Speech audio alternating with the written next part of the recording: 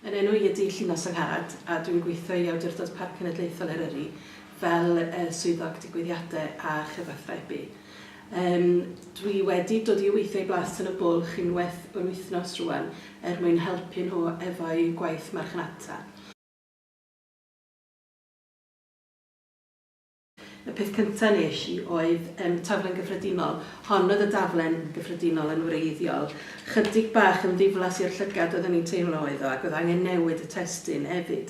Felly dyma fynd ati ail ddylunio'r daflen hon. A hon ydy'r daflen newydd. Oedden ni am sicrhau I ddechrau bod y teitl yn ymddangos yn glir yn y top ac yn ychydig o destun ar y gwylod. Mae gan yr awdurdod bolisi dwyieithog ac felly o'n bwysig bod y Gymraeg a'r Saesneg gynnon ni yn gyfartal. O agor y daflen wedyn, mi oedd gynnon ni lyfrgell o luniau da angen I ddefnyddio, a felly oedd angen mynd ati I sgwennu'r testun, ond sgwennu cyn lleiad y destun oedd yn bosib, gan bod y lluniau yn siarad dros nhw I hunain beth bynnag, a mynd ati wedyn I sgwennu yn y ddwy iaith ar yr un pryd, yn hytrach na sgwennu yn Saesneg ac yn cyfieithu i'r Gymraeg. Achos dwi'n teimlo'n aml iawn wrth gyfieithu o un i'r llall, mae arddull o bosib yn mynd ar goll a di rhywun ddim yn ystyried y darllenydd a'r ffordd mae'r darllenydd yn darllen y gwaith. Wedyn mae'r daflen yma, mae filoedd ar filoedd o hon wedi cael ei argraffu a dyn ni'n y broses rwan oherwydd I llwyddiant I, achos bod ni angen denu pobl lleol, dyn ni yn y broses rwan o baratoi taflen yn y Gymraeg yn unig I fynd i'r papurau bro.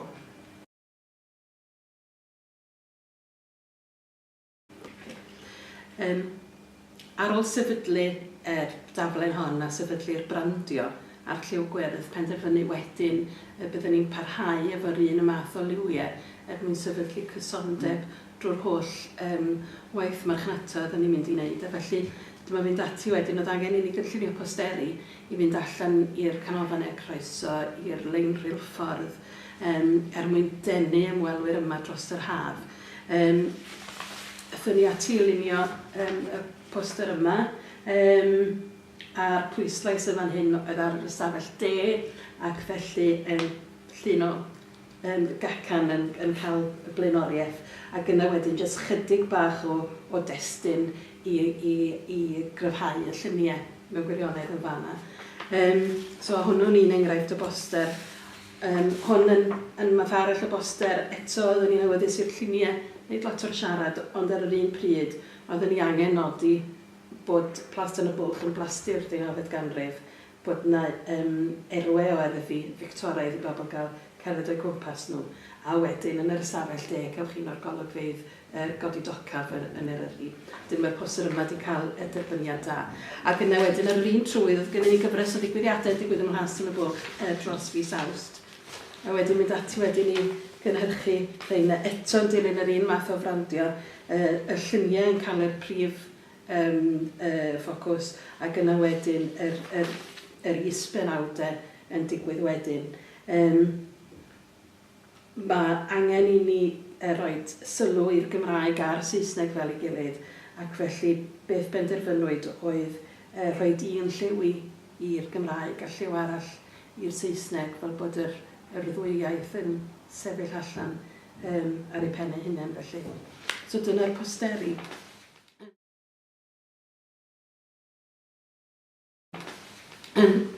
Y gwaith nesaf wedyn oedd angen I fi wneud oedd arweinlyfr I fynd drwy gerddi.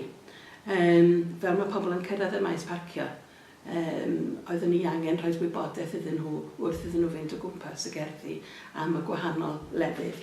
A hwn oedd yr cynhyrchiad gwreiddiol.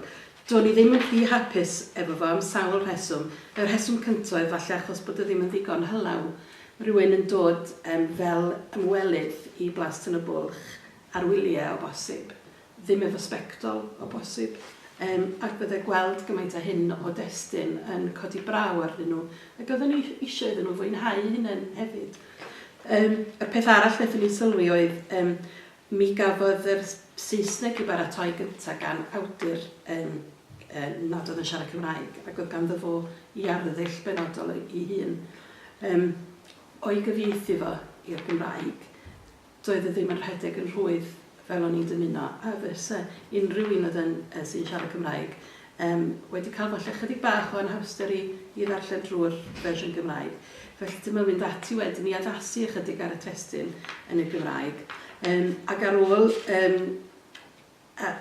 mynd ati o olygu y Gymraeg a'r Saesneg efo'i gilydd, dyma wedyn gynhyrchu y llyfryn yma. Eto llawer mwy atyniadol i'r llygad, gan ganolbwyntio ar y lluniau, a wedyn y lliwiau wedyn yn bwysig yn fan hyn unwaith eto. Bod y Gymraeg mewn un lliw a'r Saesneg mewn lliw arall. Ac yna wedyn bod gynnon ni un dudalen wedyn i bob arhosfan, achos oedden ni'n teimlo os di rhywun yn mynd am dro i'r gerddi, yn aml iawn maen nhw eisiau datblygu, a wedyn mae'r wybodaeth i gyd yna wedyn ar un dudalen. A mae wedi profi'n hynod o llwyddiannus.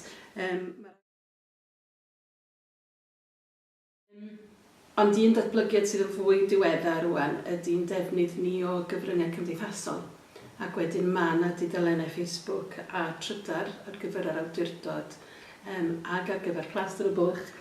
Ac o ran Plas yn y Bwlch, mae yna dipyn o waith marchnata bellach yn digwydd drwy'r dudalen honno. O'n i'n rhoi llun ar Facebook dydd Mercher echddoe o liwio'r Hydref ym Mhlas yn y Bwlch, ac yn barod mae wedi cyrraedd dros 7,500 o bobl. Wedyn mae'r gwaith yna yn dod yn eithriadol o bwysig i ni, ac yn amlwg mae rhaid i ni roi pethau'n Gymraeg ac yn Saesneg. Ond mae angen i ni fod yn ofalus hefyd bod ni ddim yn rhoi gormod o eiriau mwyn, achos yn aml iawn mae pobl yn rhy ddiog i darllen lot fawr o eiriau, wedyn mae rhaid i ni fod yn fwy cynnil a penderfynu'n union beth yn iawn i ddeud. Enghraifft, cyfnod rhaid i ni ddeud efo hwn oedd mae'r Hydref wedi cyrraedd Plas yn y Bwlch, autumn has arrived at Plas yn y Bwlch, a mae'r lluniau wedyn yn dangos i hynny. A wedyn mae wedi cyrraedd dros 7,500 o bobl.